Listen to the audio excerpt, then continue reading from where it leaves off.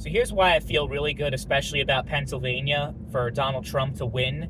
Pennsylvania is essentially the new Florida, so whoever does win the state is very, very likely. I think they're pretty much all but guaranteed to be the winner of the entire election if they win Pennsylvania.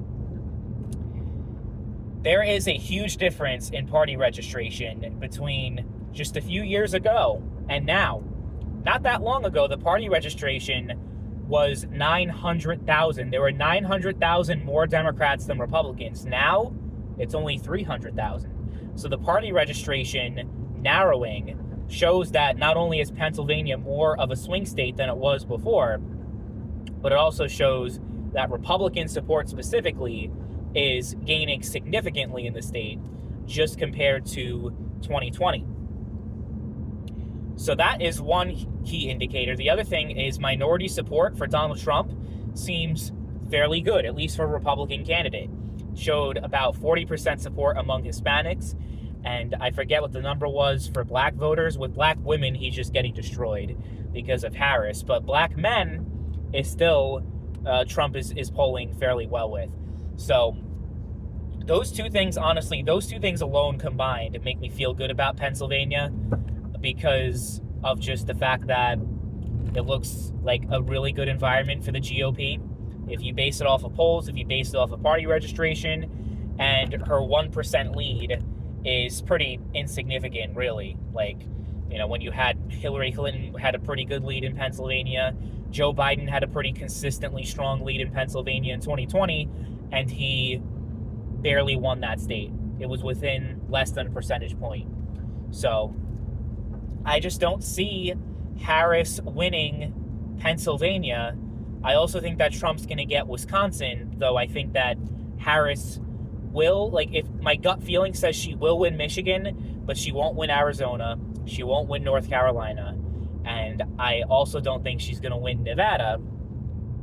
So I am pretty confident about a Trump victory, like I've been saying in my recent videos, but Pennsylvania specifically is going to be the pivotal state from here on out. It is, like I said, the new Florida, because Trump got Florida in 2020, but didn't win the election.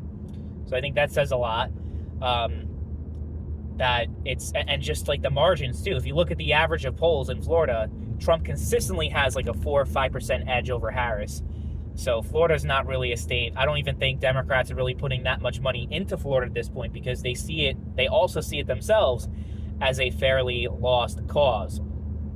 So, I mean, that's interesting because of Georgia, which I also think that Trump's got Georgia, is that it used to be more Republican than Florida, but now Florida's more Republican, a lot more Republican. I think that honestly has to do with what they call the Great Migration in 2020, which not only helped Florida become more right-wing, but it also helped Texas maintain it as a Republican stronghold, because most of the people that moved to those states were actually Republican conservative voters. So that's one thing that honestly saved Republicans for this election and is actually giving them a really good chance, is because of that fact, and because of the way the electoral map has changed after the census, is that states like Florida, Texas, and it's mostly right-leaning states that gained in the Electoral College because their population has increased, and the population in states like California and New York have consistently decreased over years. So I think that's a trend that's also going to continue as far as the Electoral College being taken away from blue states. And it's funny because people talk about how great it is in these places and how great Democratic policies are, but those are the states that people want out of, and it's the Republican states that they move into. And part of me was concerned specifically about Florida and Texas, is that they were going to vote, the people were going to vote the same way that they did from the states that they came from, but that does not seem to be the case, which is great. But Pennsylvania is another one. I don't know if there was too much migration over there. I don't think there actually was, at least compared to other states. But it seems like it's really looking really good for the GOP.